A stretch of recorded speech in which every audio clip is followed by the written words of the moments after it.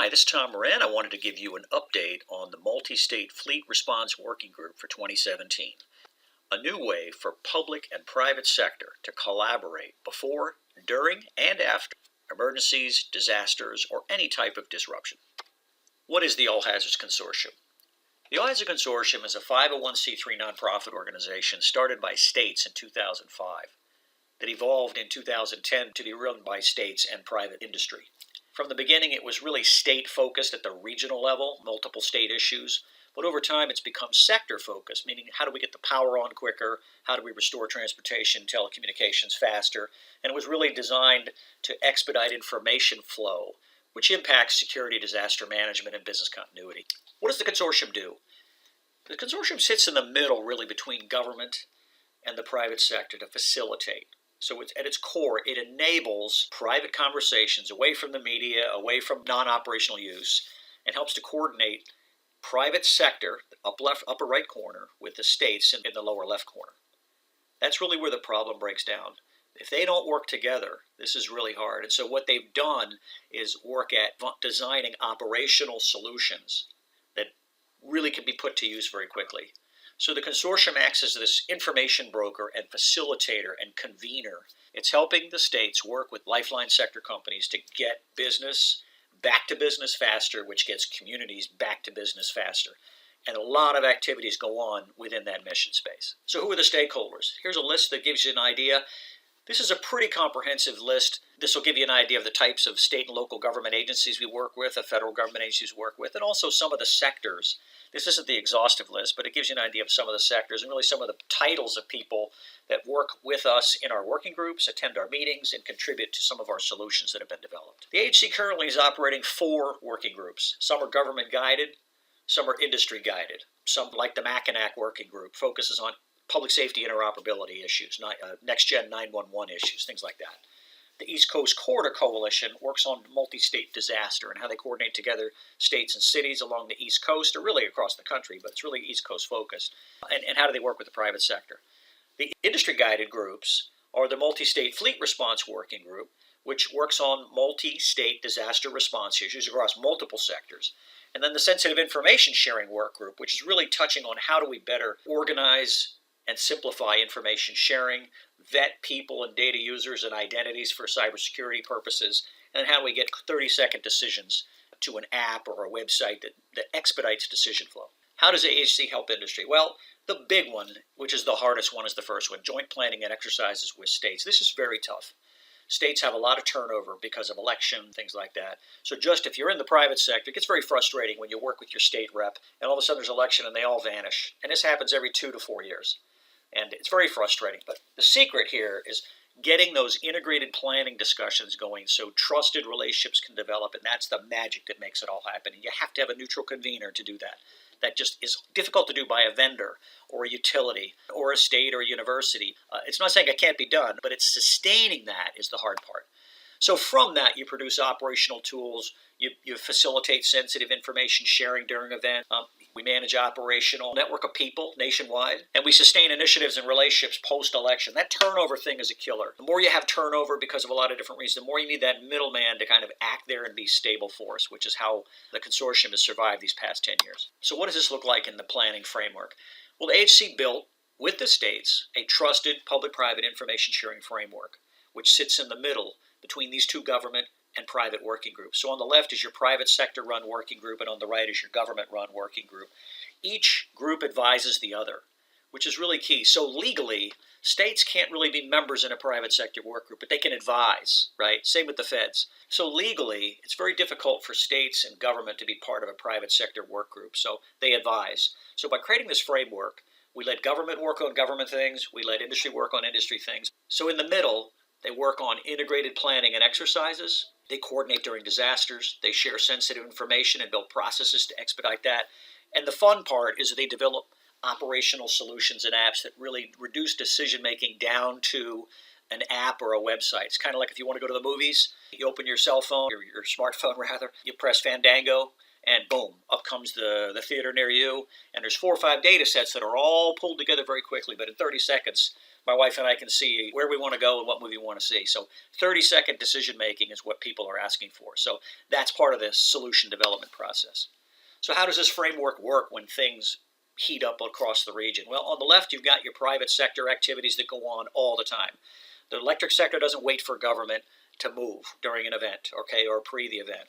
On the same side, you've got regional public sector activities. You've got FEMA regions light up when the states light up and the cities. So what the fleet working group and the EC3 working group do is they become the gear in the middle that synchronizes these activity through information sharing, through workshops year round. And so these things build trusted relationships. So when we do light up during an event, you have somebody in the middle that's kind of coordinating these activities so you don't repeat over and over and over the same mistakes every storm. That's what the Regional Integrated Planning Framework does. So what's the Fleet Response Working Group, we call it? Well, it was formed right after Sandy. The private sector came to the board of the All Hazards Consortium and said, we'd like to form a work group under you guys so we can have the states involved, but we want to run it, we want to own it, we want to have our own governance. Can we do that? They said yes. So post-Sandy in January 2013, the Multi-State Fleet Response Working Group was formed. It was a multi-sector work group focusing on disaster management between industry and government, how to better coordinate, how to better improve and share information. The big one is that sharing of information. That seems to be the swim lane the Fleet Response Working Group is working very closely with, is how to better get and share information across multiple sectors, across multiple states.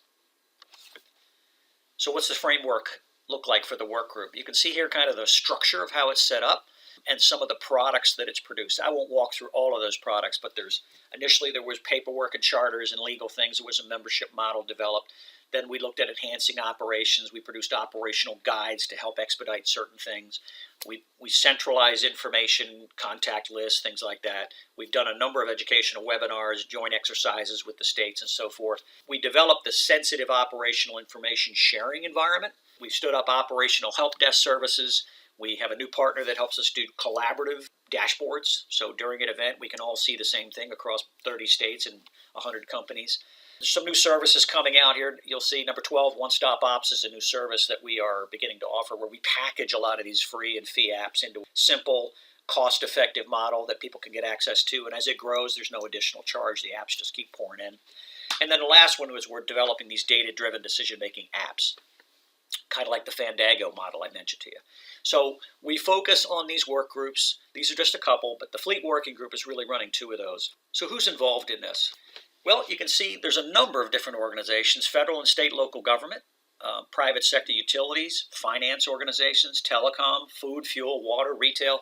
This is just a sample of the different people that have been involved with the Fleet Working Group as advisors, stakeholders, and to benefit from the information. They're a nationwide group. You don't plan an exercise nationwide. You plan an exercise regionally, but the products that get produced are distributed nationally. Which is great because you don't have to, if you live in California, some of the information is relevant right to you, but you don't have to come to the East Coast to participate unless you want to in training and exercise and things like that. So what solutions have been produced by the Fleet Response Working Group? Well, here's a listing of some of the categories. So a lot of this is pre and post disaster. When it's not hitting the fan, the working group does a lot of education and training. They build the frameworks for sensitive information sharing. They develop a lot of solutions during the off days, if you will, through the planning and exercise process with government. During disasters, they issue alerts and provide updates both to government and industry. The idea is to get everybody on the same page, right? So by centralizing documents, that is an example of what they do. So when states declare, we centralize all that in one place so industry can come to one place and get the latest version of that document without hunting all over websites. And it's just very difficult to find these things. So we coordinate between state fusion centers, emergency management, transportation centers, which is interesting. During a disaster, a state declares, all those agencies align under the emergency management director. But most of the time, during a disaster, you only have 2 or 3 states that declare, and the rest of them are in blue sky mode, which means you have to work with each one of these agencies separately, depending on the state. So that's one of the other things the Fleet Working Group does, is coordinate with these various agencies that run the roads, and run the information, and run the emergency. The other thing we do is activate situational awareness products. We have a number of partners we're developing that produce data feeds and dashboards and things like that. So we activate those during emergencies. And then we run kind of a virtual operations desk for our members where they can call us for specific information or help with resolving a problem. I remember one specific instance. There was a utility stuck in Ohio at a toll station where apparently one of the trucks was overweight on the back axle. They wouldn't let them through. So an email was sent to the fleet working group. They contacted a couple of the states, and in the end, they ended up turning the crane on the truck around to distribute the weight across the front axle, and it went through. So it was a quick workaround, but that's an example of how working with the states, the Fleet Response Working Group can get these workarounds that only happen once every so often, but they can resolve them quickly because of the relationships with the people. So what are some of the tools produced? Well, upper left corner, you'll see probably one of our most popular one is the Daily Dashboard. This is a project that NASA and NOAA funded about $5 million, if you what I've heard, and worked with a company called Storm Center out of Baltimore. What this does is layer various information so we can get a visual common operating picture. What's interesting about this is it merges GIS information along with documents and pictures all in one place. We'll show you later how this tool works, but it is unique. It's really an interesting tool, but it was made to collaborate with data, not just layer it, but bring it all into one layer. It's a fantastic capability. On the upper right, you'll see another one. We produced a coordination guide for the electric sector and really for any sector. When you're moving crews across state lines, what are some things to consider? Templates, things like that. Storm Central is where we centralize all the state, local government, and federal government disaster documentation during an emergency. Sounds like a simple thing, but it's hard. This is a manual process, and it doesn't happen easily. In the middle, you'll see the SICE, the Sensitive Information Sharing Environment, which was developed in partnership with DHS Science and Technology, the Trans-Global Secure Collaboration Program, which works with the Defense Industrial Base on how to vet identities and share sensitive, really sensitive information. We took that model and that investment, turned it into something that was more affordable for the states, and now we have this framework that undergirds our ability to share sensitive information. So it provides a legal, a policy, a process to our information network so that we can replicate some of the best cybersecurity practices but not prohibit people from sharing information. It's not top secret information, but it's sensitive from an operational standpoint. The last one here is the Fleet Open Close Service. This was a data set made available to us from Hughes Network Systems during Sandy. Basically, it was over 300,000 data sets for satellite dishes and DSL lines. Real-time status of all those stores in one place. Working with Hughes, we've been able to put an app together that gives you real-time status of thousands and thousands and thousands of pharmacies, hotels, food, and fuel. So that's a tremendous product, unique product. This is not a product you can get anywhere else, but for people that need to know the status of those things, this is a great application that came out of Sandy. Some of the other tools was we agreed on a common website for government and industry to use, starting with the NOAA website as our standard. We do an annual exercise called CADX, where we bring government and industry together to resolve specific things so we get the rhythm down all the time, so we do the same thing the same time during the storm. We produced an operational guide. This was a big one here. This was basically to manage expectation of electric utility liaisons stationed in state or local government operations center, but it's really any liaison. There was some big misunderstandings and misconceptions on both sides. So 4 states and 4 companies got together and produced this guide in 2010, I believe, that basically outlined the expectations for government of a liaison, what that liaison can and cannot do. And it also helped government instruct the liaison some of the training, the ICS information and nomenclature and so forth. Fantastic product. It provides websites, tools, templates. It's a great guide to start working with your EOC or your companies as a platform to build upon. It's a fantastic guide. Then we have another one called the Centralized Database for DOT Requirements. It's called the Fleet Move is the name of the service. What we basically have done is brought 5 or 6 apps together in one place. So this is a central database of state DOT stuff. Information about waivers and applying for that, travel permits, commercial motor vehicle information, toll stations, way stations. It's kind of all lumped together, and it's a quick access to state website. The next one is the electric sector RMAG coordination process. Really designed for the electric sector, but the states, utilities, other companies, and federal government need to understand how do the RMAGs work? How do they coordinate? So I need to better understand that so I know when they work together how I can benefit from knowing what they're doing. The next one we produced actually during Sandy was the U.S.-Canadian Border Crossing Guide. This was a guide that basically centralized information, and if used properly, has the ability to reduce delays, we heard, from 2 hours per vehicle down to 20 seconds. We have to update that constantly because with new elections, new people coming in at the federal level, we have to kind of keep on top of that. But that's another product that the operations people within our working groups were able to produce. And lastly, we got some new ones that are coming on the horizon here. So upper left corner, you'll see the Data-Driven Decision-Making Initiative. That was a working group started to basically create apps by working with 6 or 8 federal agencies, picking common use cases and saying, okay, here's a problem. What data and people need to be part of that? Let's produce the app, let's produce the data set or the process, and boom, we never have to address that again. So they produced about 14 products together, and it's growing from there. Also coming in 2017 is this new kind of app store approach. How do we take all these products and put them in one place? But how do we organize this, aggregate things into one simple place? So what they designed was a service being released this year called One Stop Ops. And it's basically your one-stop shopping for disaster response, business continuity, information product. Another one that's being produced right now is Road Central app. It's going to centralize all things about roads, federal, state, local. Has put a lot of energy into this, but sometimes it's a little too much data, so we're going to simplify this product and bring things in there that'll provide people immediate access to state information real-time anywhere in the country. It's going to provide real-time maps of traffic across the country. Very exciting app. It's going to piece together a bunch of data sets into one app, and if you're moving anything on roads in the U.S., this is going to be something you're going to want to see. And then lastly, we're developing this emergency resource library where we are collecting all kinds of information that our stakeholders have said they need. Hey, where can I get commercial generators for power? Hey, where do I find commercial fuel depots? I don't want to go to the local retail place. I need 300 gallons. Where do I get that? Hey, who sells dry ice? We need to get that quickly. Where are all the convenience stores near me? So we're going to start this with an emergency resource library, and then we'll move this into an app so you can use your phone and determine what you need and where the closest one is based on a 50 or 100-mile radius. Fantastic future for this product. But what we're going to do is aggregate in one place all of these sets. I think we've got over 150 data sets we've identified there. I think we pulled together about 6 of them. But anyway, that's coming in 2017. Other data sets, we're working with the federal government to get these little known data sets that are out there that unless you've got all kinds of time to find them, you just can't find them.